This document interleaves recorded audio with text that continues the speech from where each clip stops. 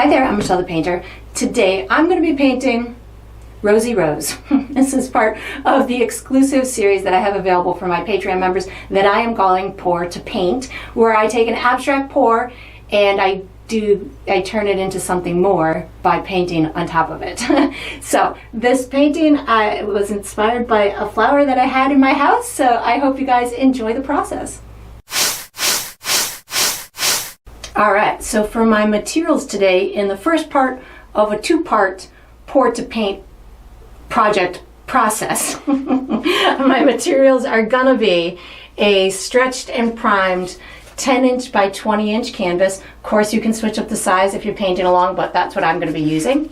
Then for my unpredictable, unexpected tool material I'm using today are these beautiful flowers that are on their way out. My husband bought them for me a couple of weeks ago, and they're about to expire. So I thought, what a better way to, again, recycle something. So I'm using them as my color inspiration today, as well as they're going to be a painting tool as well. So I'm excited for that. And then to talk about the paint that I'm going to be using, just make sure I don't drop these flowers because there's water in there.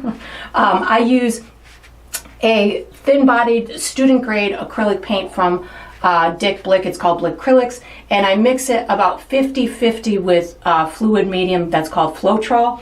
So this color I have here is a light yellow that I got to by deep yellow and white, and of course the Floetrol, but that doesn't do anything to the color. And then I've got myself kind of this pastel-y, peachy orange, which I got to by chrome orange, a little yellow, and a little bit of fire red and white.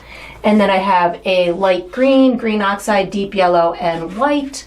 Then I have this beautiful dark red that I got to with fire red and burnt umber. And a little bit of black. I can always tell on the sides of my cups because it has the evidence of what I've mixed there. And then I have a dark green that I made with ultramarine blue, green, oxide, black, and that was it. And then I have burnt umber. So those are going to be my colors. I'm actually gonna maybe just move these flowers over to this side so they don't get in my painting. They're gonna totally fall over. That's okay. I'll catch them if they do. All right, so all I need to do, I'm gonna apply my paint and in whatever way I see fit. And then I'm gonna use my roses to manipulate the paint a little bit more. So I'm like keep eyeballing this red. I've got to totally dive into the red first. I think this is gonna be my favorite color. I actually have this color in my bedroom, as in our bedroom, mine and my husband's bedroom, and it's one of my, one of those colors that just makes you feel all warm and cozy. So, and it's in the flower petals. So we're gonna do that color and then some brown to, pull from the stems and put some of that down at the bottom.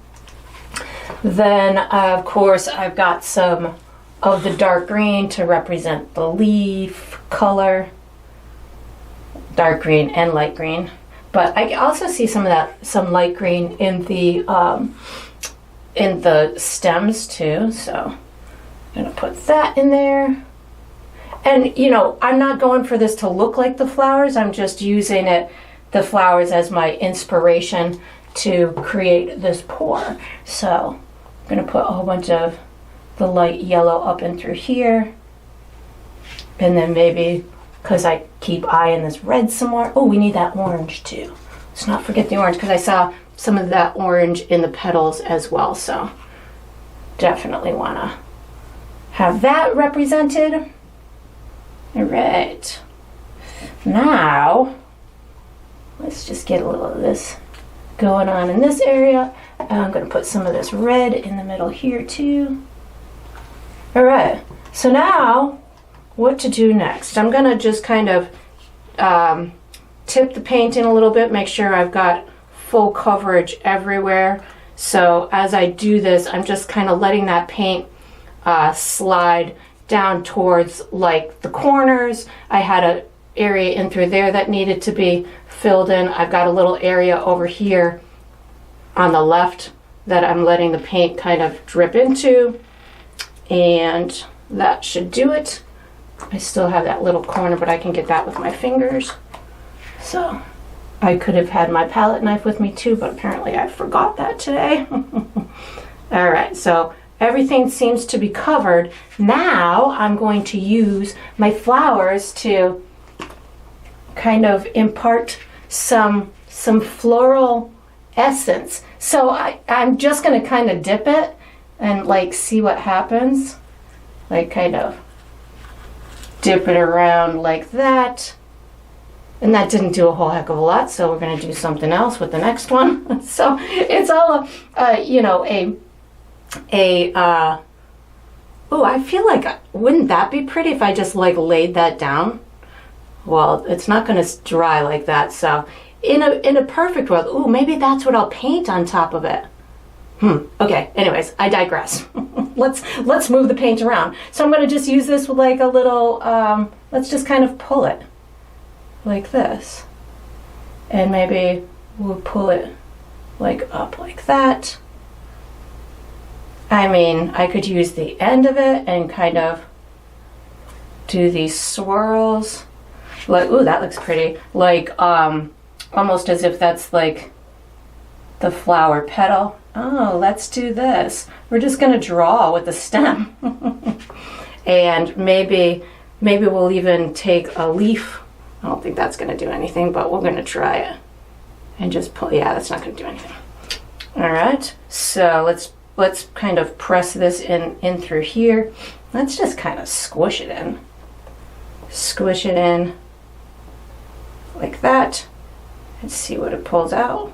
Oh, and it left a leaf in there, a petal.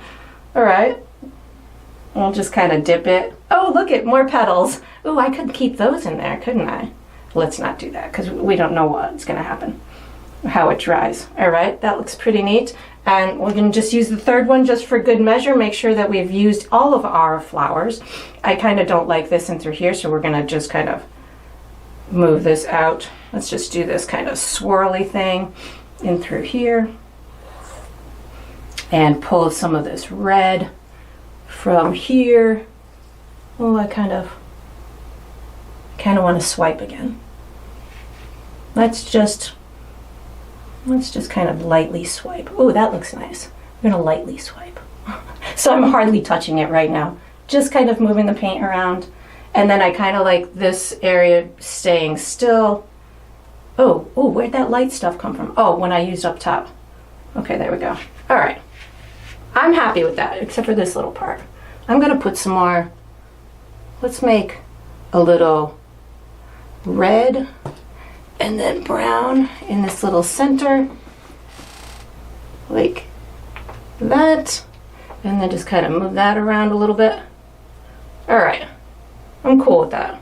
And then I'm just gonna, I'm like seeing little stuff happening, so I'm excited.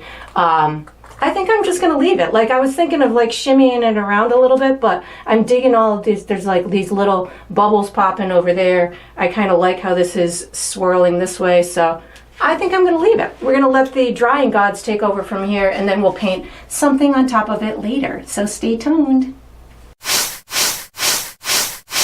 All right, so we are on to the second part of the pour to paint process. My canvas is fully dried.